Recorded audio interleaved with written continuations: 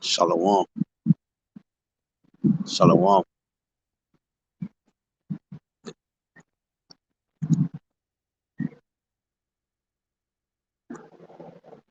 Shalom. As always, I want to start off, of course, give all honor and glory to Yahawah, BAHASHAM, YAHAWASHI, BAHASHAM, HAQADASH. Every honors to our apostles and elders, a great millstone, who will well teach you unsound doctrine, being a great example to the ministry and the body of Yahawah, BAHASHAM, YAHAWASHI.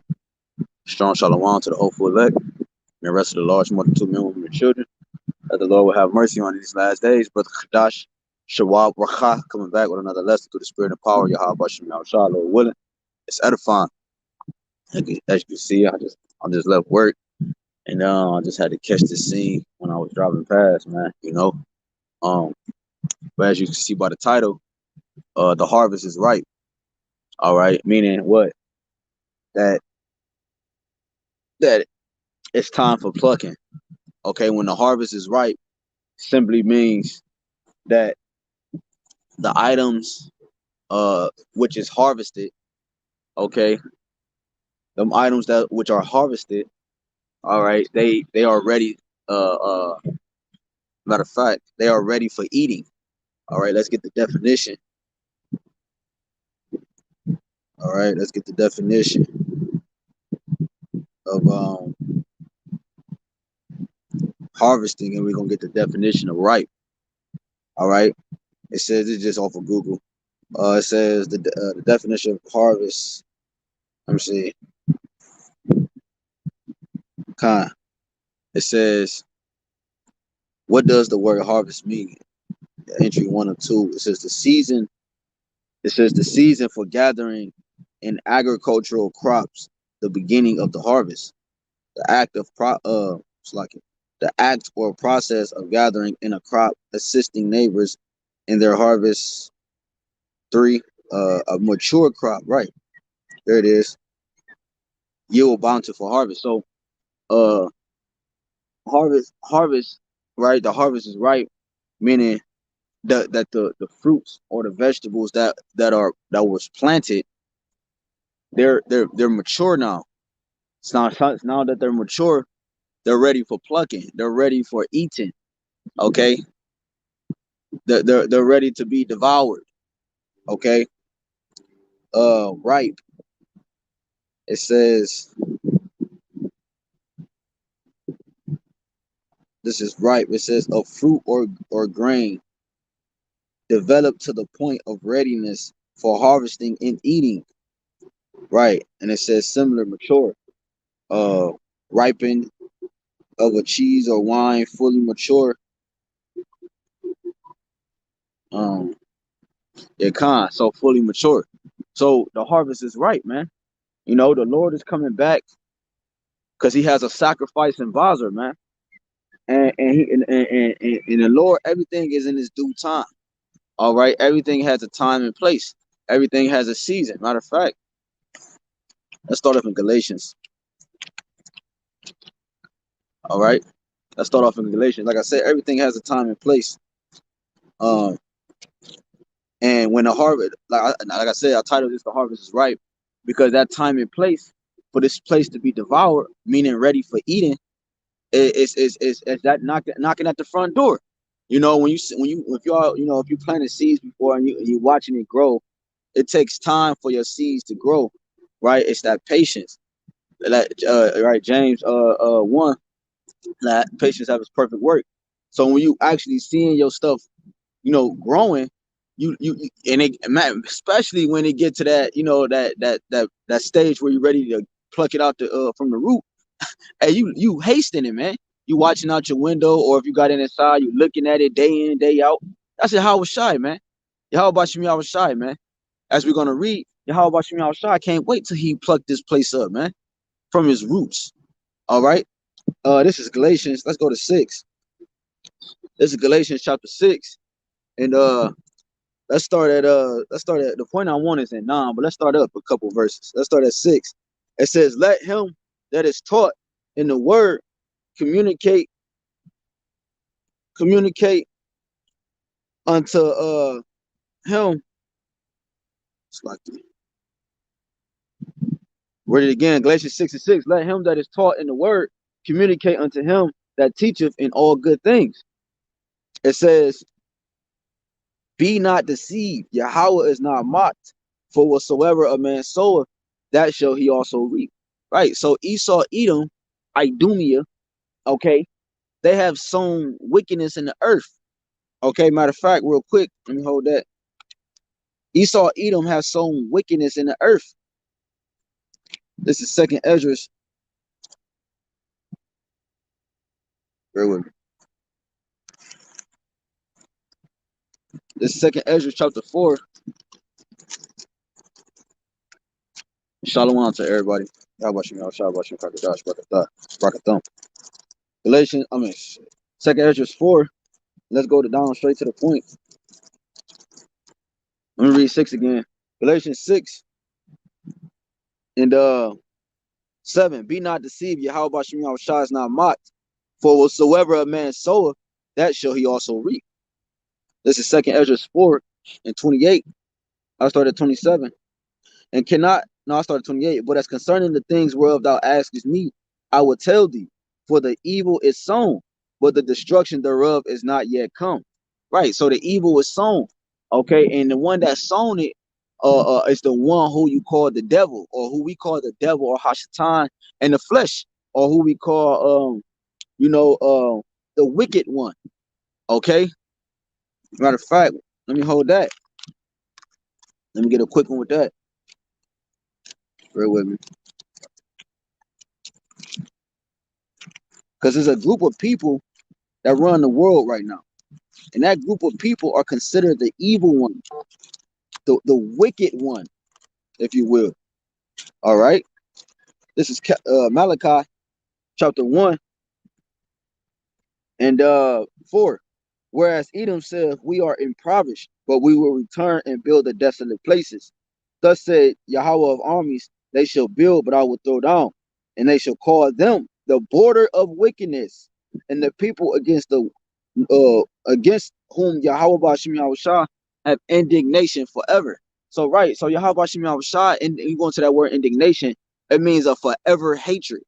Just like you have when you go into Amos chapter 1, okay, you read about how Esau had he broke the brotherly covenant, and he has a perpetual hatred against us. He has a forever hatred against us. Yahweh Bashim Yahushua has a forever hatred against him. Okay, so we just read that Esau is the border of wickedness. All right, Esau is the border of wickedness, which means what? That border of wickedness, like we read, we're gonna go back to 2nd Ezra 4. But real quick, let's get the classic Job. All right, Job and 9:24. It says, so that border of wickedness, like we're gonna go back to, like I said, 2nd Ezra, had to be sown, right? That seed had to be sown into the earth. So, like again, like I referenced earlier, when you plant something and you harvesting, it's a patient process. It's a process that has to happen, and over time. And then when it's time to actually pluck those items out, meaning being ripe, that means that's time to eat. It's time to devour. So the Lord Yahweh Shai has planted the wicked seed in the earth just so he can devour it. All right. It says, and then that's why you also have the wheat and the tares, right? We're not gonna go into that today, but the wheat and the tares being sown amongst each other. Okay, they have to grow with each other. Okay, because if you pluck one out, you will destroy. If you pluck the wicked out, you will destroy the righteous. All right, but that's another lesson for another day. This is Job 9:24. It says, the earth is given into the hand of the wicked. He covereth the faces of the judges thereof. If not, where and who is he? So the earth was given into the hands of the wicked. Why did I bring that out? Because we're gonna find out that the earth is the whole earth, the world is the harvest. The whole world is the field. Okay, which all the seeds were planted. All right. So we're going to go back to 2nd Esdras 4 and 28. But as concerning the things whereof thou askest me, I will tell thee. For the evil is sown, but the destruction thereof is not yet come. Right. So the evil was sown into the world, but the destruction is not yet, because it has, everything has a place, a time and place for everything, according to Ecclesiastes chapter 3. It's a time and place for everything. Okay. Right now it's not the time, but just know that we are knocking at the door. The time of threshing shall come. All right. So it says again, 29. If therefore that which is sown, right. So if therefore that which is sown be not turned upside down, and if the place where the evil is sown pass not away, then cannot it come that is sown with good. So right. So when you go to Isaiah 29, the Lord tell you that Esau turned everything upside down. All right. He's the badass rebellious child in the family. The nigga that, you say, hey bro, everybody sit down, relax, I'll be back, I'll bring some food. He the badass little nigga that go outside, just randomly. You like, where's Chris? You know what I'm saying? I don't know. He just left outside. What the fuck? I just told this dude to sit down, man. I'm about to bring food back, or he the rebellious child. The one that just knock over the Kool-Aid, you know what I'm saying? Just cause he can. That's Esau. Stubborn, greedy, never satisfied. That badass stubborn child, that's mad because that can't get his way, because he don't like rules and regulations. He cast instruction behind him, like it says in I believe Psalms 50. So he cast the word of Yahweh. Yeah, in Psalms 50, he cast the word of YAHAWASHI behind him. He don't like instruction. Showing you that if the people that don't like instruction, how can they be partakers in the covenants that require structure? You might say, well, our people do the same thing. Well, that's because they learned their ways. We already got that. We already got that covered. So it says, so the evil had to be sown for the good to come. Going back to Galatians 6, it says in verse 7, be not deceived, Yahawah is not mocked. For whatsoever a man soweth, that shall he also reap. So Esau, Edom, you have sown wickedness into the earth. Therefore, you have to receive destruction. You have to be devoured. Okay, there's no hope for you. Go to the book of Obadiah. That whole book is dedicated to you. Esau want to have a book, so Esau want to have this Bible dedicated to him so bad. Well, I got good news for you, Esau. Go to the book of Obadiah. That whole book is dedicated to you. Just one chapter dedicated to you. And the outcome is the outcome that's going to be the outcome that Yahawah BAHASHAM YAHAWASHI has destined from the foundations of the world, from the beginning of time. Right? So it says, verse 8, for he that soweth to his flesh, right? Esau is a man of the flesh. The spirit, the carnal man is spiritually discerned. So it says, for he that soweth to his flesh shall of the flesh reap corruption. But he that soweth to the spirit shall of the spirit reap life everlasting. Esau, we know Esau is not a man of the spirit. He's a man of the field. Meaning what? The Lord gave him in Genesis 27. He blessed Esau with the blessing of the earth, the fatness of the earth on this field, on this playing field, in this realm. But he also blessed Isaac, also blessed Jacob, Yaquab, or some people say Yaquab, whatever. His name is, Yaquab. Isaac blessed Yaquab with also the same blessing, but his blessing was referring to what? The kingdom of heaven, an everlasting kingdom that will never be diminished, never put down, never took it down from anybody or any source in the world ever again, man. Okay, never will we go off again, man. All right. So, but in order to receive salvation, persecution has to come. In order to receive salvation, pressure has to be applied. No diamond, no gold, no mineral in the world is made to its final state without pressure being applied. Some form of pressure had to be applied. All right. Some form of pressure have to be applied in order for that item to be considered fine gold, or precious diamond, or precious jewel, whatever, rubies. Now, how fine you are depends on how much pressure you allow to happen. So that's why the Lord said, he that endured to the end, the same shall be saved. Showing you that what? The elect, Lord willing, I'm a part of that number. We're a part of that number. the Lord allowed the elect to continue to be pressured at its finest, to become the most precious thing on the face of the earth. That means they have to go through great persecution.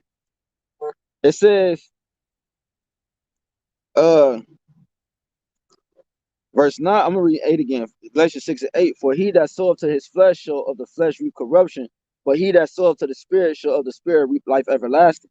And let us not be weary in well doing, for in due season we shall reap if we faint not. Right. So in due season we shall reap if we faint not, man. You see? So it said, woe to them that is faint hearted. You said you gotta be spiritually built up, you gotta be spiritually grounded. Right now is the mercy period where we what?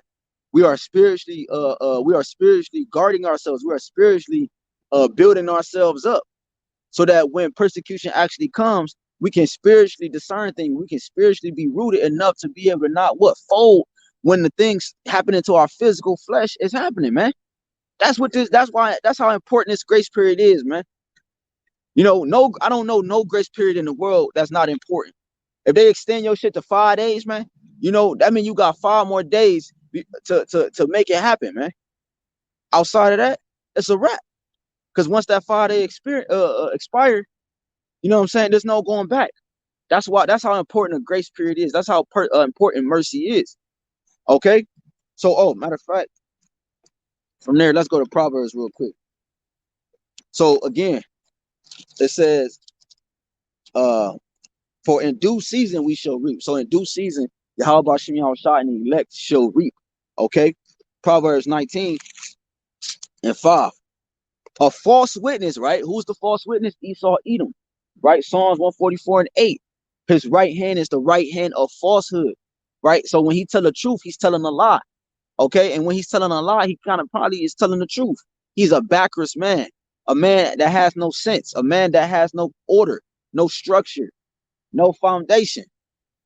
It says, this is Proverbs 19 and 5. A false witness shall not be unpunished, and he that speaketh lies shall not escape. So, right, he that do all these things, the one that uphold the wickedness in the world, he will not escape, because he that saw what a man soweth, he shall also reap, like we just read in Galatians 6.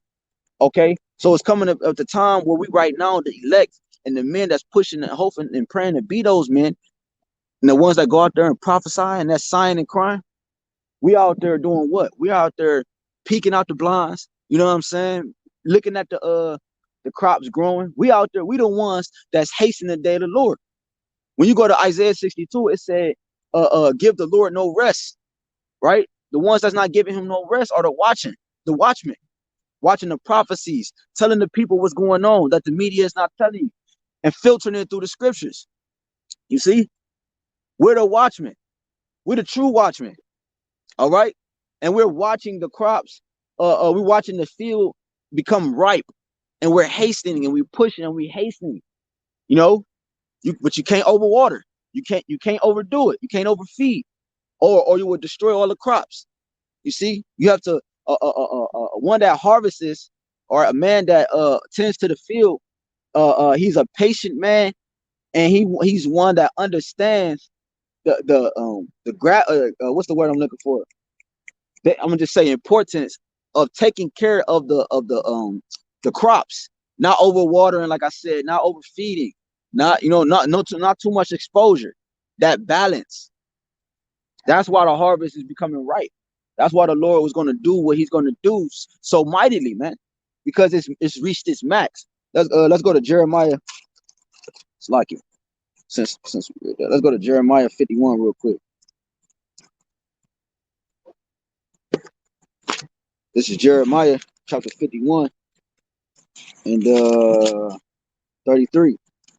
It says, for thus said Yahawah, BAHASHAM YAHWASHI, Tazabawa, Al Shaddai, Shah Yasha'Allah, the daughter of Babal, is like a threshing floor. It is time to thresh her, yet a little while, and the time of her harvest shall come. Right. So BAHASHAM YAHWASHI said it's time to thresh her, meaning what? It's time to put in that sickle. How y'all doing? Y'all Israelites, y'all know that? Yeah, y'all Hebrew Israelites. So that means you got to repent, because this Bible is for it's your heritage, and the Lord coming back to save those who repent. The elect of the Bible, the elect of God. You know, Jake don't want to hear the truth. But I'm gonna read that again. Jeremiah 51. Jake too cool. Jeremiah 51 and 33. But thus said Yahawah of armies, the power of Yasha, the daughter of Babylon is like a threshing floor. It is time to thresh her, yet a little while the time of her harvest shall come. So the time of her harvest is already here. It's approached us. Shalom. YAHAWASHI, HAQADASH, Barakatah. You see, so hey, it's already here, man. All right, it's already here, right? We're just like I said, we those individuals, and we like this, you know. We looking at the, you know, picking through the blinds. Like we like, man, I can't wait till everything ready for me to pluck up and eat. That's what Yahawashi is doing right now. So it is time to thresh Babylon, man. We dwell in Babylon. We dwell in the daughter of Babylon right now, man. Okay, real quick, let's get Matthew 15. This is Matthew chapter 15. Bear with me. Matthew 15 and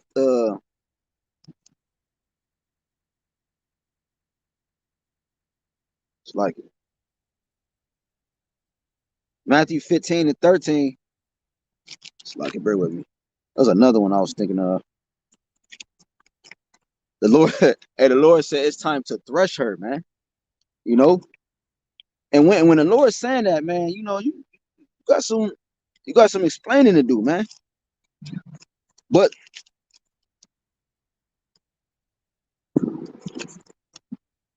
hold on, before I get that, this is Matt. That's what I want. The water y'all brushing out shot. This is Matthew 13, not 15. We're gonna come back to Matthew 15. We might close with that. This is Matthew 13 and 38. The field is the world. Like I said, the good seed are the children of the kingdom, but the tares are the children of the wicked one. Right. So this is the parable of wheat and tares. But the point I wanted in that was showing you that the field is the world. We read earlier that the earth is given into the hands of the wicked. The one who rules the world right now is the wicked. The field is the world, right? The good seed are the children of the kingdom, but the tares are the children of the wicked one. Real quick, let's go to Revelations 14.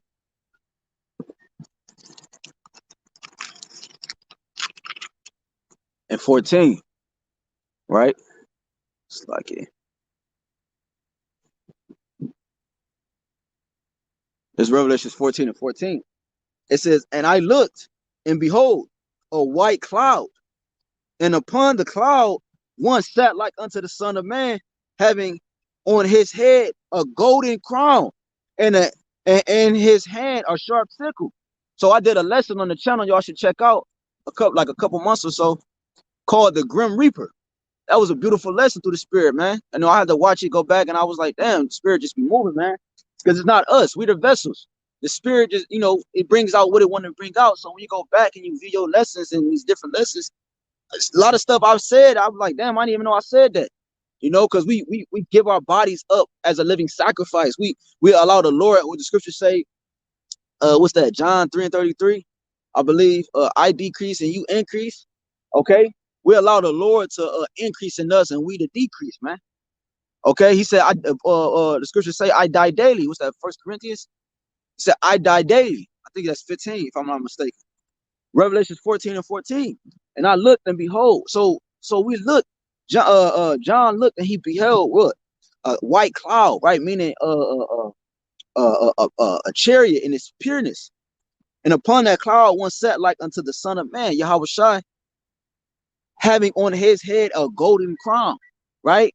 And the crowns going to the nations that he conquered, right?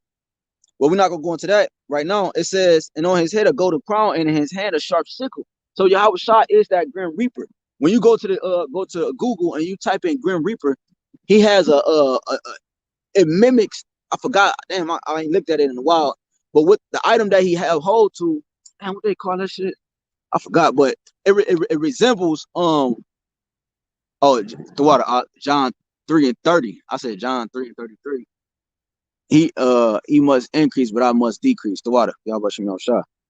You know, so but YAHAWASHI, that sickle, a sickle is a farming tool, right? Used to pluck up your crops, okay, when they're ripe or whatever. You can use it for whatever. But so it says in his hand he a sharp sickle. So YAHAWASHI, he had a sharp sickle in his hand. That sharp sickle is representation for the how he's going to root this kingdom up. That's why I want to close with Matthew 15. It says, verse 15. And another angel came out of the temple, crying with a loud voice to him that sat on the cloud, thrust in thy sickle and reap, for the time is come for thee to reap. Right, going back to Galatians 6.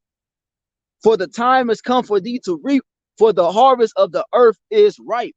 See, the Lord, hey, he's saying the harvest of the earth is ripe, man. It's ready for plucking, baby. That means we close. Just endure. You know, we only got a few prophecies left. Really meditate on the fact that we only have a few prophecies left, Akim and Aqua. Right? The mark of the beast. We got martial law, you know, or you already see the sedition of men and insurrections happening, right? They have to, you know, push martial law more. You know, you have a lot of prophecies still have to be fulfilled. World War III. But when that time comes, then it's a wrap, man. You see? When that comes, it's a wrap. Look, we almost Salakia, we're almost out of here, man. We just gotta keep doing what the Lord allowed us, one, but keep doing what the Father YAHWASHI has commanded us to do. You see, we're almost out of here, man. It said, thrust in thy sickle and reap, for the time is come for thee to reap, for the harvest of the earth is ripe. We just read that the earth is the field. So the Lord is saying, that's why he said, when you go to, matter of fact, let me get one precept real quick, just to back that up. Let me go to Isaiah, chapter 59. No. I don't want Isaiah 59. Let's get, damn, what I was thinking of. Lord willing, come back to me. Oh, yeah, YAHWASHI, all praise YAHWASHI, Isaiah 49. Let's go to Isaiah 49 real quick. And this, let's go down, let's jump down a couple verses. This is Isaiah chapter 49. And let's go to verse.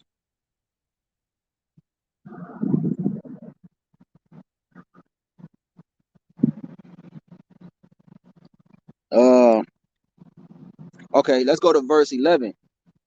I will make all my mountains away, and my highways shall be exalted. Behold, these shall come from far, and lo, these from the north and from the west, and these from the land of Sinai. Damn, that's not what I wanted. But that's kind of the point, though. But that's not what I wanted. Bear with me. So the point I wanted was that the Lord is covering the four corners of the earth, like it says in Isaiah 59. Okay, as the sun rises, right? It rises in the east, sets in the west. Okay, so as the sun rises, meaning covers the whole world from east to west, north south, the Lord is gonna root up the foundations and the representation of this man's image, which is Babylon the Great, right? When you go to Psalm 73 and 20, it says, "When, O Lord, when thou awakest, you know, despise thy image." So this is the Lord despising his image by sending his prophets out like he has always done. Jeremiah 28 and 8. You see? So this is not new, man. So that means that, because when you go to Hebrews 1, it tell you that the end was when YAHWASHI walked the earth, man. So we've been in this thing, man. The harvest, hey, it's like a volcano. You know, one who studies a volcano, he's looking at the statistics, and he's looking at the statistics, and he's looking at, you know, the pattern, okay, the movement, right? He's looking at these things. It might take 2 years, but he said it was gonna blow, but that just because it didn't blow in that year that he said, don't mean that volcano not gonna blow. So the earth is ready to blow. This volcano is ready to explode. You see, it's just in the process of time. Everything has its time and place and season, man. Okay. Um, just like it. Going back to Revelations. Let's go to Revelations 14 and 16. He that sat on the cloud thrusting his sickle on the earth. It says, and the earth was reaped. Right. So when he comes to give judgment, all right, that's when everything will be reaped. You see, meaning what? Everything is in its proper time. Everything is in the proper season, man. It says, and another angel came out of the temple which is in heaven. He also having a sharp sickle, showing you like Daniel 12. He's coming with those head busters, man. You know. It says, and another angel came out from the altar which had power over earth, over fire, and cried with a loud cry, because the Lord has the spirits controlling everything. The angels saying, thrust in the sharp sickle. So the angels is crying out. We're crying out because we're angels in this realm, right? The heavenly angels is crying out. You know, Yahawashi is crying out. Yahawah is crying out, man. You see, we all crying out for this goddamn nigga that's ruling the earth to be plucked up, man. You see, with great vengeance, with great wrath, with great meaning is what Yahweh Bashim Yahawashi is about to bring to the earth, man. With great meaning. You see, this is not a game, man. This is why we going so hard, man, because we're ready to receive salvation. Well, who is salvation? Yahawashi, man. He shall save his people.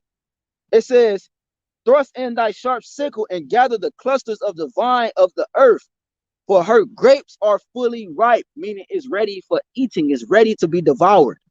And the angel thrust in his sickle into the earth and gathered the vine of the earth and cast it into the great winepress of the wrath of Yahweh Bashim Yahawashi. And the winepress was trodden without the city, and blood came out of the winepress, even unto the horse bridles by the space of 1,600 forlorns. Right.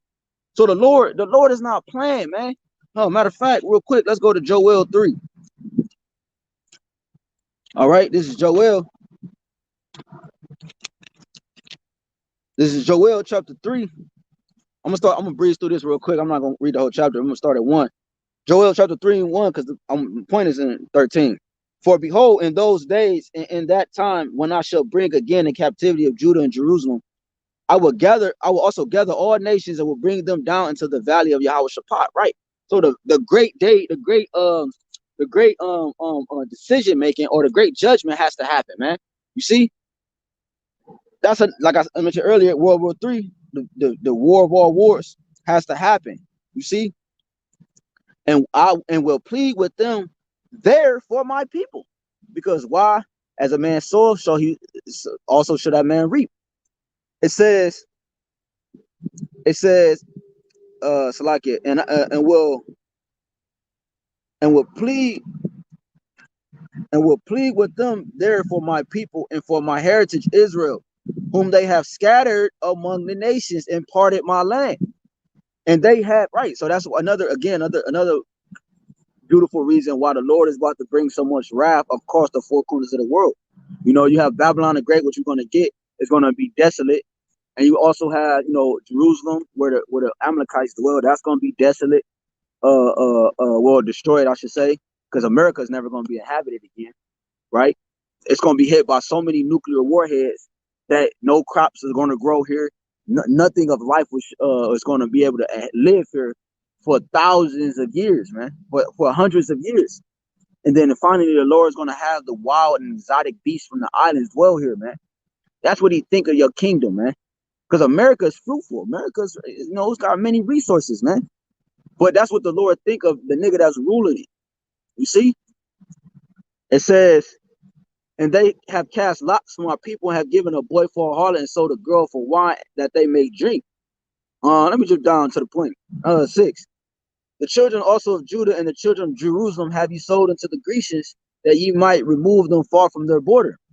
Behold, I will raise them out of the place whither ye have sold them, and will return your recompense upon your own head. You see, he's going to return your recompense upon your own head. As a matter of fact, let me jump down. I'm going to jump back up to 7, because it just made me think of Jeremiah 30. Let me jump down to 9. Proclaim ye this among the Gentiles. So here we are proclaiming this amongst the Gentiles, right? Isaiah 61. You know, we out here proclaiming liberty to the captives. Okay, we're prophesying destruction to the ones that then open the house of the prisoners. Isaiah 14. This is what YAHWASHI command of us, and we must fulfill his will, as it is written. It says, proclaim ye this among the Gentiles, prepare war, wake up the mighty men. Let all the men of war draw near, and let them come up. Beat your plowshares into swords and your pruning hooks into spears. Let the weak say, I am strong. And that's what you see with the nations. The nations that didn't have nuclear warheads before now have nuclear warheads. The nations that didn't flourish in their oil that was on their own land, now they're flourishing in their oil that's on their own land. Their economy is starting to evolve. You see, they're starting to clip off the loose ends. They're starting to clip off America the Great, right? That has them tied down to FRNs and certain rules and regulations. The weak is saying they're strong. They don't need the great whore no more. You know, they the dude that grew up, right? He got a family now. He got children, house, job, you know, whatever. Got his life right. But he used to be a nigga popping all type of hoes in the world, man. You know, he that's what the nations is. They don't want to deal with that hoe no more. All right. Or he had this one chick that he, you know what I'm saying, that he always had whenever he needed it, man. That's what the nations is saying. They saying, let me read it again. It says, verse 9, proclaim ye this among the Gentiles, prepare war, wake up the mighty men, let all the men of war draw near, let them come up. Beat your plowshares into swords and your pruning hooks into spears. Let the weak say I'm strong. So no longer are you gonna have all these nations gonna say, you know what I'm saying, begin bully. It's basically what it's saying. So they're beating their plowshares into pruning hooks, man. All right, weapons of warfare, man. Shalom, the brother got some verses over there 1-7. All the men of thy confederacy have brought, this is SOZ Layash Kakum. It says, and have brought thee even to the border. The men that were at peace with thee have deceived thee and prevailed against thee, that they eat thy bread, have laid a wound under thee. There is none understanding in them. In him, yeah, exactly. 1 Thessalonians 4:16, for YAHWASHI himself should descend from heaven with a shout, right? Like we could read in Isaiah 19, right? Wisdom Solomon 18. Yahawashi was that death angel, that grim reaper, man. Like I said, you gotta check that lesson out. He was that grim reaper that has that sharp sickle. You know, he's that angel of death that took the life from all the firstborn in the land. It says, for Yahawashi, or Yahawashi himself, shall descend from heaven with a shout, with the voice of the archangel, and with the trump of Yahweh, and the dead in Hamashiach shall rise first. 17, then which are alive and remain shall be caught up together with them in the clouds to meet the Lord in the air, and so shall we ever be with the Lord. Right. This the elect come up hither, like it says in Revelation 11, Revelations 18:4. You know, so we won't partake in her plagues, man, because the elect are going to be beamed up when those bombs is being shot, man. The righteous, the scripture say the righteous shall be scarcely saved. So it says, verse Joel 3:11, assemble yourselves and come, all ye heathen, and gather yourselves together round about. Thither cause thy mighty ones to come down, O Yahweh. Let the heathen be wakened. So the Lord is putting the spirits back in he's putting the spirits back in the ancient spirits back, or I should say, he's waking those ancient spirits up because they're already back into the here on the earth. He's just waking them up. He's stirring them up, a way of remembrance. Just like he stirred up the elect of Yasha'Allah, he's stirring up the nations, the men that was at war. You know what I'm saying? The Iranians, all right, the Russians, the Soviet Union, and all that, the SSR. He's stirring that up, that mindset. You know what I'm saying? Matazarayim, Mitzrayim, Egypt. You know, he's starting the mindset up of the people that had the mindset of war. So now all the nations saying the ones that was weak, now they saying they strong. You understand what I'm saying? So now they got all their missiles pointed here at Babylon the Great, man. Because like it says in Revelation 18, it tell you that here's where all the bloods of the saints and the prophets are, man. You know what I'm saying? So, hey, it's time to wake up. It says, verse 12, let the heathen be wakened and come up to the valley of Jehoshaphat, which means YAHWAH in the Hebrew, which also means the valley of decision. For there will I sit to judge all the heathen. Right. So the Lord has like I said, sacrifice in Basra. America is the capital city of this man's system. Basra, you know what I'm saying? Basra was the capital city in Idumea. Idumea is the Greek way to say Edom, right? Which is the nation of the so-called white man. It says, put ye in the sickle, for the harvest is ripe. Come get you down, for the press is full. The fats overflow, for the wickedness is great. Right. So the Lord, like again, like I've been saying, he said, put ye in the sickle. So the harvest is ripe. The harvest is ripe. It's ready for eating. YAHWASHI YAHWASHI saying, hey, everything is reaching its max. Now it's time to go get my people. You know what I'm saying? They've been through, you know what I'm saying, the hardships that I had to go to. I chastised them like you do any child, man. Your son act up. Hey man, go sit down, man. Turn the TV off, man. You know, that's what YAHWASHI YAHWASHI did to us, man. He chastised us, man. Real quick, let me go to Jeremiah 30 and 23. Oh, matter of fact, I want to read that again in Joel. That's why I wanted to go there. This is Joel chapter 3 and 7. Behold, I will raise them out of the place whither ye have sold them, and will return your recompense upon your own head. So the Lord said he's going to return what you did to the children of Israel back upon your own head, man. So it says, Jeremiah 30 and 23. Behold, the whirlwind, we just keep hearing about this whirlwind, this cloud. Behold, the whirlwind of YAHWASHI YAHWASHI, that chariot, that fathership, goeth forth with fury, a continual whirlwind. It shall fall with pain upon the head of the wicked. Right. So the Lord says it's going to recompense upon your own head. It's going to come when you least expect it. It's going to come with fury. It's going to come with great wrath. It's going to come with great structure. All right. That's that sickle being thrust through. When you take the sickle and you thrust it through the ground, you have great force, meaning you mean it. Okay. You put great pressure, meaning you mean it.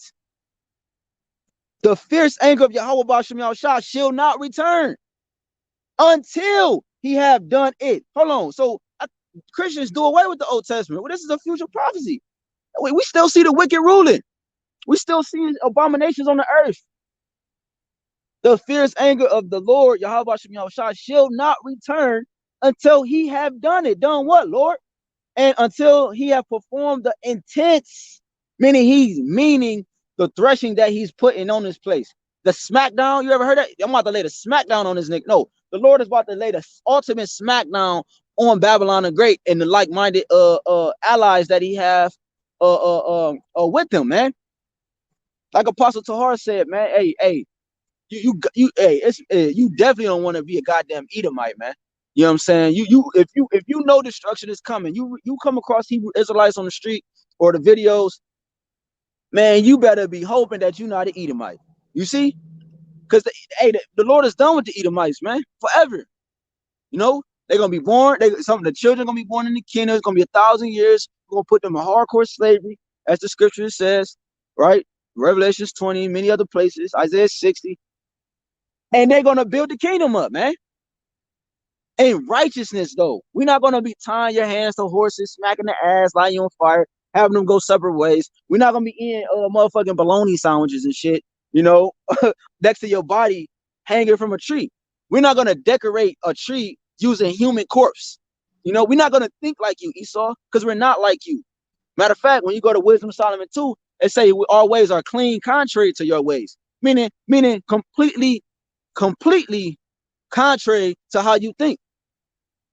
It says the fierce anger of the Lord shall not return until he have done it, until he have performed the intents of his heart. In the latter days ye shall consider it, meaning a future prophecy, man, that has to take place, that hasn't taken place yet. Jeremiah, what's that? Since we Jeremiah, let's go to Jeremiah 49.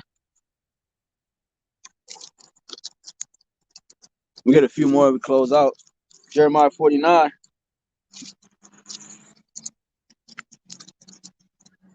And verse, let's go right to the point. Well, I want 16. But let's start up. Well, I want 18, but let's start up. Let's start at 13. For I have sworn by myself, said YAHWASHI, that Basra shall become a desolation. See, hey, the Lord tell you, was that Isaiah 63? Matter of fact, let's grab that real quick.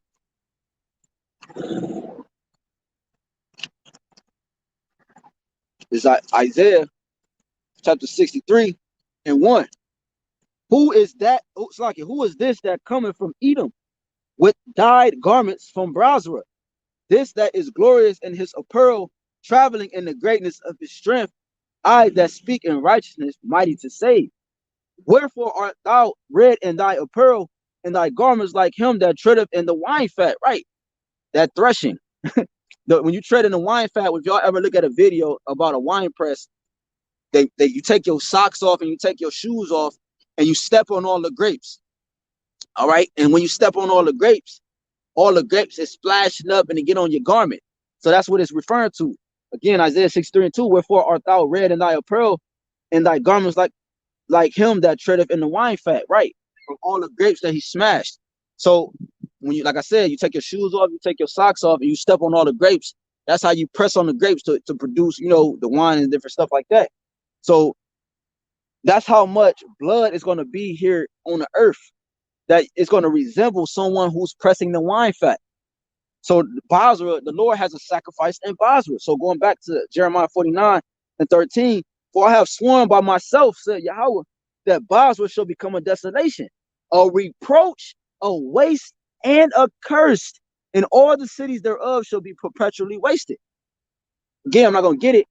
You go to Isaiah 14, it tell you the nations it says this is who the damn, let me get it real quick. I want for the sake of time, but I get it, man. This is Isaiah 14. I don't want to butcher it. Let's go to it. Let's go to it. Isaiah 14, I start at 12, straight to the point. How art thou fallen from heaven, O Lucifer? Meaning just one who bears light. Son of the morning, which we know according to Job, according to the book of Job, I believe Job 24. I always forget that one. Job 24, his light, and Job 10, his light, Job 10 and 21, his light is as darkness, and his darkness is as light. So it says, how art thou fallen from heaven, O Lucifer, son of the morning? How art thou cut down to the ground, which did weaken the nations, right? He weakened the nations through his philosophies, his doctrines, his way of life, right? The image of the beast. He pushed his image on the whole world, all right? His concepts, his policies, his taxes, everything, man. His clothes to down to the weight with the foods you eat. It says, for thou hast said in thine heart, I will ascend into heaven, I will exalt my throne above the stars of Yahweh, I will sit also upon the mount of the congregation in the sides of the north. Right, talking about Israel. All right, I will ascend above the heights of the clouds, I will be like the Most High. Yet thou shalt be brought down to hell, right, to a low condition, a low state, to the sides of the pit. This is the point I wanted in 16. They that see thee shall narrowly look upon thee and consider thee, saying, is this the man that made the earth to tremble, that did shake kingdoms? Right. So Lucifer is a man. He's a group of people. That man is a nation. Is this the nation of people? What it say in First Maccabees? When Alexander the freak ruled, okay? It said that evils increased and multiplied. Okay? That it said that the earth was silent before him because he excels in his strength, and his strength is his military. Okay? His strength is being wicked. He excels in that because God is ordained by the heavens. Anything that's on the earth excels in his lot. So he's the man to be the wicked. So therefore, he's going to excel in his lot. He's made to chastise Israel as the Lord swore. He's going to excel in his lot. That's why the scriptures say everything that happened to us as a people has never happened to any other race on the face of the earth. And you can't compare it to the things that has happened to Jacob. So the Lord is showing you this, showing you that he's in full control. You don't have a red man named Satan, with a pitchfork, have his demons throwing rocks at you, laughing at you, taunting you, not spraying a water hose on you because it's got so goddamn hot. That don't exist, man. Okay? And I did a lesson on hell on the channel too, going to that. The different 3 stages of hell. The condition, right? The grave, right? The actual place, Hades, right? So that's the point. Going back to Jeremiah 49, it says, it's 13 again. I have sworn by myself, said Yahweh, that Basra shall become a desolation, a reproach, a waste, and a curse, and all the cities thereof shall be perpetually waste. I have heard a rumor from the Lord. Right. Same thing you're reading in Obadiah. I have heard a rumor from the Lord, and an ambassador is sent unto the heathen, saying, gather ye together and come against her, and rise up to the battle. For lo, I will make thee small among the heathen and despised among men. That thy terribleness have deceived thee, and the pride of thine heart, O thou that dwellest in clefts of the rock, that holdest the height of the hill. Though thou shouldest make thy nest as high as the eagle, I will bring thee down from thence, said the Lord. Right, he put his nest among the stars, man. The congregation, right, and it's like it. Right, so he put it right. So he put himself as the image of the Lord, right? First Maccabees 3:48. You know what I'm saying? He covered the books of the law and he painted the images of painted his images, man. What's up, man? What's going on? I'm good. You got any questions? You believe in the Bible? You are. Well, yeah. Do you believe America is Babylon the Great? No. Do you believe America is Babylon the Great, or is Babylon? You believe that? Why you say that? Why you believe that? Where you get that from?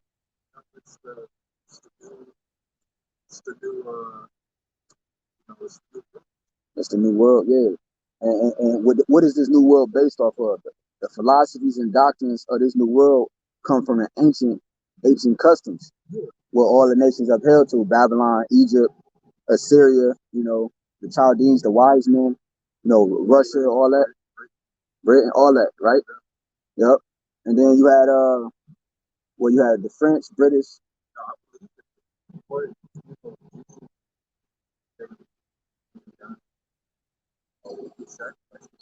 Mhm.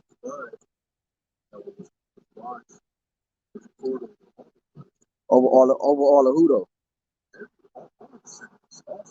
Now, all right. So you said he died for all mankind. Now, do it say that in the Bible?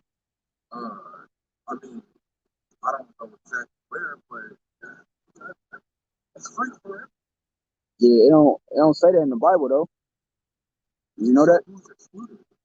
Who's excluded? All right, so the ones that are excluded are everybody except the Israelites. This this Bible is a love letter. This Bible is a letter to a group of people who were stripped away from this understanding. See what I'm saying? Not everyone. This whole Bible, from front to back, is referring to one people. It's like this. Like, you got any children? You know how many children you have? Two? What, boy and girl? Two girls. You got two girls, you got children. Your two girls are your two. They're not my two girls. So if you write a letter to your girls and you put it in your mailbox, I'm good friends with you. And I come to your house and I take the letter out the mailbox and I read it and I automatically start applying it to myself. And everything you said in the letter goes to them though. So that's the same thing with the Bible. The Bible, the letters and the books was written to a group of people. And then another group of people took those letters and started reading them and said, okay, well, this apply to everybody. That's not the case. See what I'm saying? Here's a bubble. Let me read you something real quick.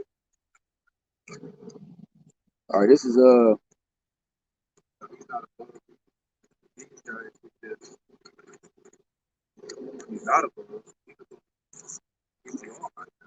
right. And who are the Gentiles?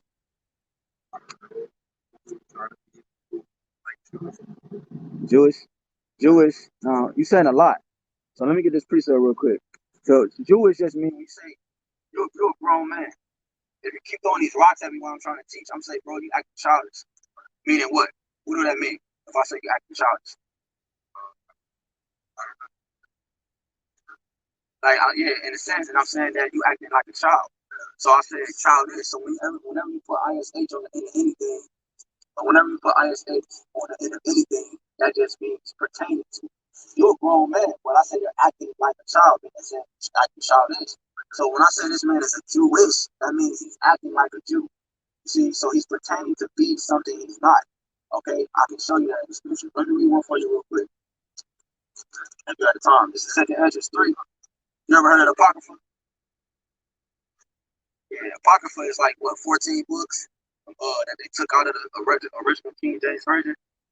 Matter of fact, I went to a Catholic school back in the day growing up, and I played football for this Catholic school. I heard. Yeah, the Apocrypha, like I said, was the Apocrypha is 14 missing books that they took out of the Bible because they uphold significant prophecies that also connect the pieces. You mentioned Jews and Gentiles, right? How would I know if I go from the last book in the Old Testament, which is Malachi, and then I go to the first book in the New Testament, which is Matthew? Where I'm missing something? Where is the connect to show me who the Gentiles are? Because when I take out the link, I got my necklace and I take out this middle piece, and you know what I'm saying? Where's the link? Where's the link that piece the piece together? And that's where you have the books of Maccabees. I don't know if you ever heard of the Maccabees brothers. The Maccabees revolted, okay, and they rose up and they did great things, okay, and so did other people. But right, and what happened with that was, it was a time period. It was a period of time when you go into your homework. A guy named Antiochus, all right, Antiochus Epiphanes, right? He came into power and that's all in the Bible. Matter of fact, let me read this to you. Let me show you. I'm going to show you written scriptures, all right? Let's let the scriptures talk. This is Second Ezra. Now, this verse I'm reading is in the Apocrypha, all right? Second Ezra 3. And I'm going to start at 32 because you said all people can receive salvation. But the Bible says different. You know?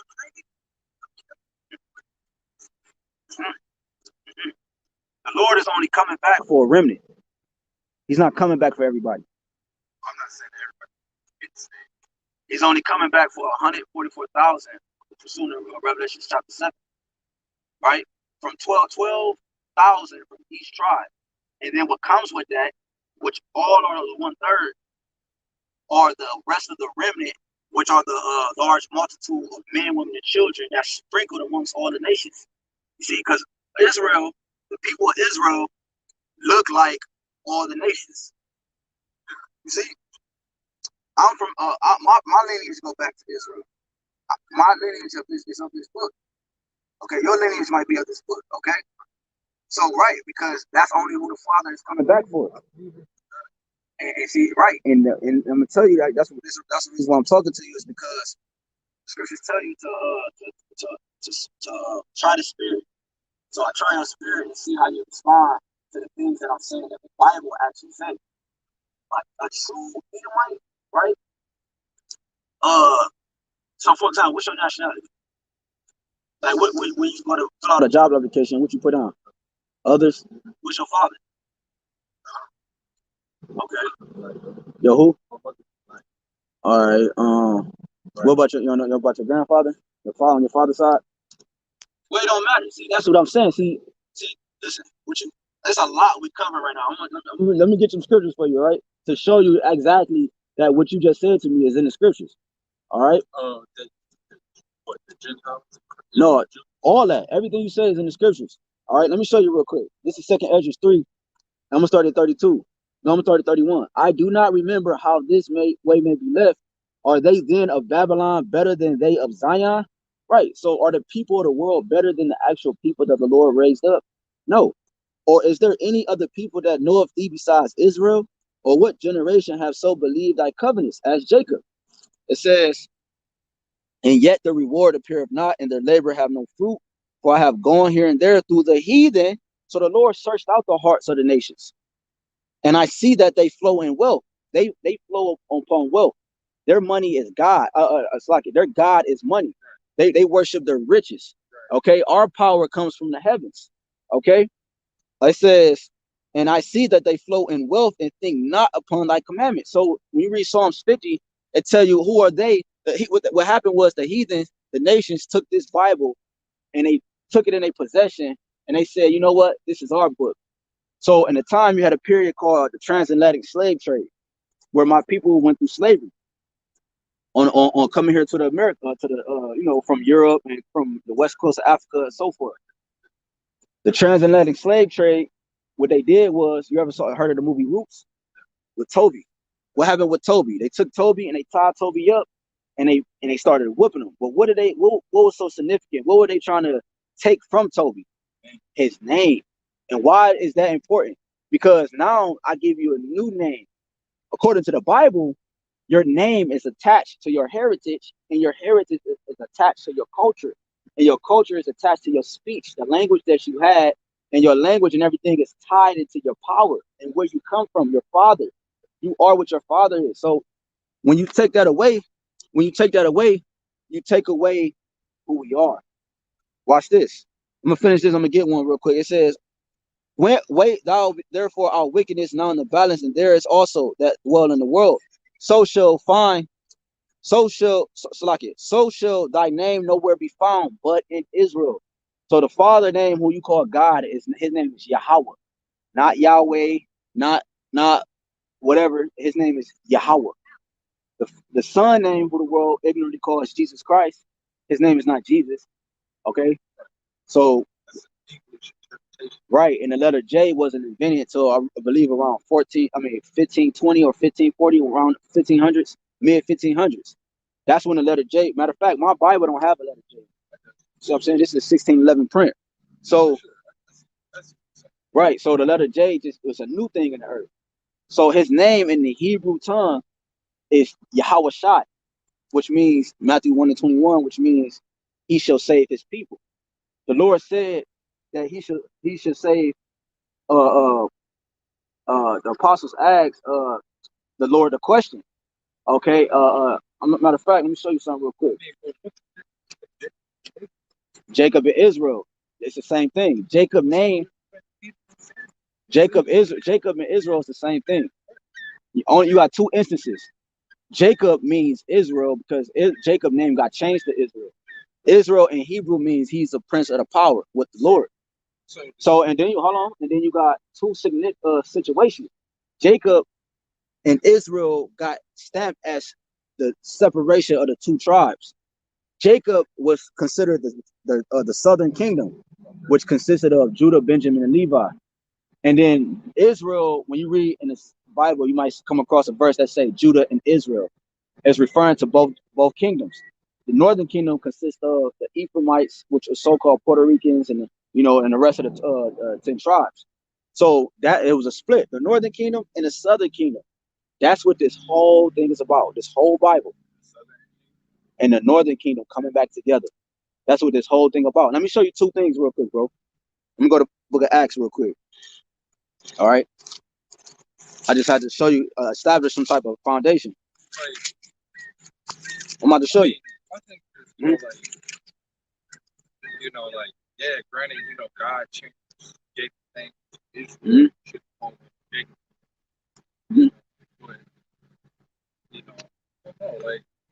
But I know Jesus' name is just I can't, and I don't want to play devil's advocate.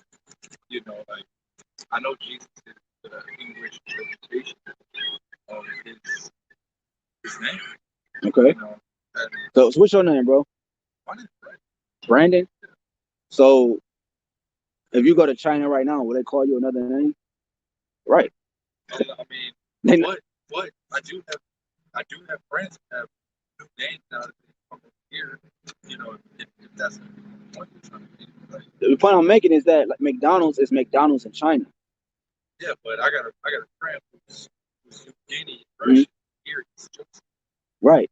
But what I'm saying is that Jesus don't mean Yahawashi though. Jesus is a dead. It don't mean anything. else. No, it don't. He's the same person. No, no. Jesus is a different name. Jesus is what they used to say. Yes. Right. His name is YAHAWASHI. Right. It's not the same. Listen. They call it name. That's a title. I mean, God is a title. They call the Messiah is a title. Right. The anointed, that's a title. You know, like I think the name, you know, like I think the name that it's not. Let me show you something. You know, it is important. I do think it's important. Your name is important. But what's more important, the name or the actual blood? See, you missing the link. No. Hold on. Let me show you. You're getting distracted. No, look. Why is the name so important? The name is important because it. What was the question you just asked?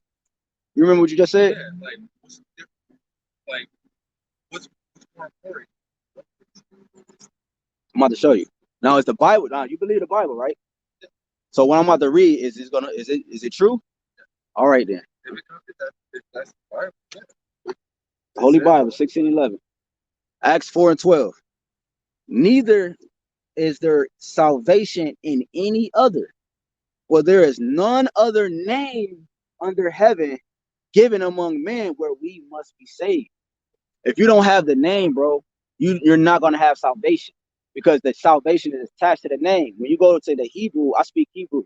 When you go into the Hebrew in Matthew 1:21, it said he shall call his name YAHAWASHI. He shall save his people. That's actually exactly what his name means. Salvation. My name is HAQADASH. HAQADASH. Exactly. So you understand what I'm saying? Listen. I understand. Your name is your identity. Listen, your name is your identity, bro. If you don't have no, if you don't have nothing, who was the preach? Did he preach his name? Did he preach? You missing it. Look, I'm trying to show you the blood. You missing it.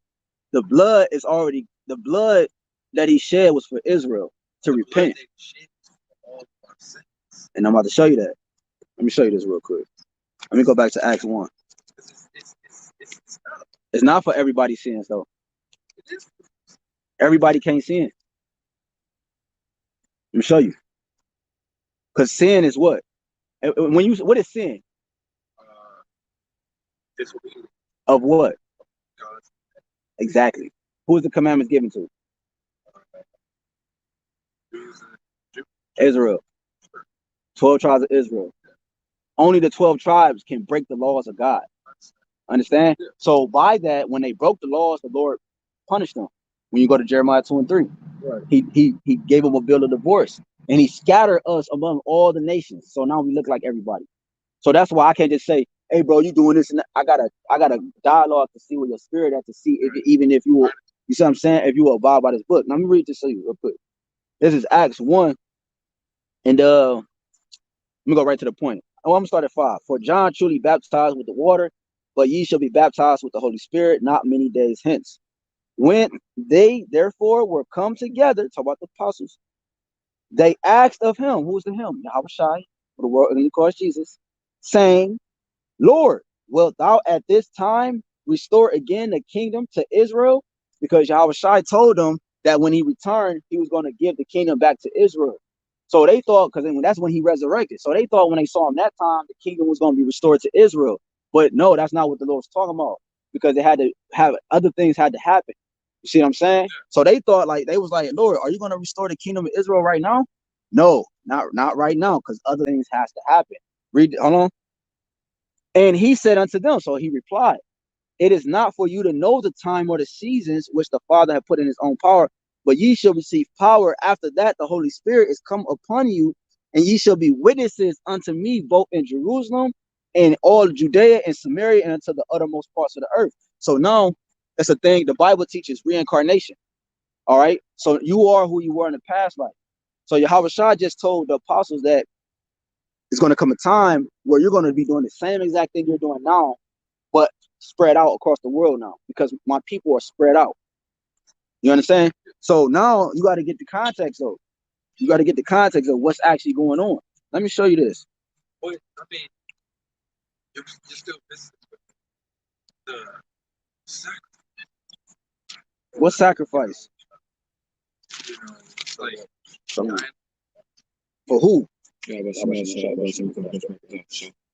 For who? For all the people who believe that. All right, brother. Let me show you this real quick. Nope, for the Israel. Let me show you this real quick. We supposed to spread the gospel.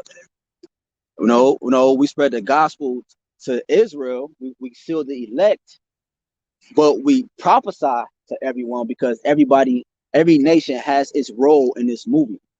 It's only two players: the ones who you call the so-called white man, and the ones you call the so-called black man. Now, we're not the same as an African man, like Obama. That's not our people. That he come from a Hamite. He's Hamitic. He come from a different line. Noah. Look, I'm gonna show you. But don't God talk about the borders and stuff being like washed away by his blood? Well, no. What you got to put on? So you tell me you African heaven? What you mean? Like you're gonna be African? No, heaven is gonna be on the earth. Wait, so there's no such thing as heaven? Yeah, it's a third heaven where the Father dwells, but He's bringing heaven to earth. That's why. Yeah, it is. And that's what the Christian church don't teach us. And it's all in the Bible, bro. If I could get to it, we talking. No, let me show you a couple points. I don't know how much time you got, but I just got out of church. Oh, okay. Let me show you a couple things real quick. But I'm telling you, read Leviticus. Read Leviticus and how Moses and Aaron were supposed to prepare the sacrifice. Right, it's all for Israel, bro. The whole point. It was a. If you think about Abraham, okay, and how Abraham, he was supposed to slay Isaac, and he found that there was a lamb, right, in a bush with thorns. What other lamb was called a bush with thorns?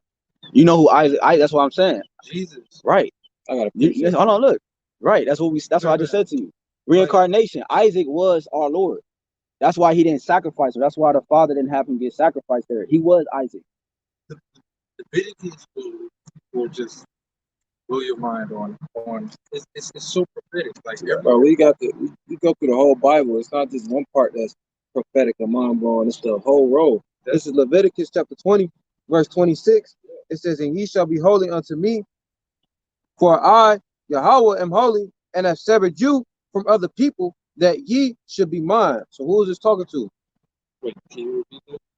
I'm going to start it over.